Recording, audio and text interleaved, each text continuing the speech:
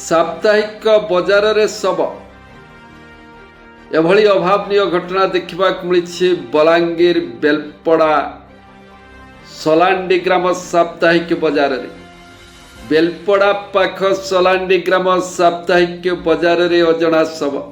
सूचना मुताबक बजार को व्रत और जीवटा बिक्री करने को आसी से फेरी नथिले। कौनसी कारणरू तांकर मृत्यु होइथिबा संदेह। तांक शव को देखि लोक माने आंबुलांस को कॉल करथिले।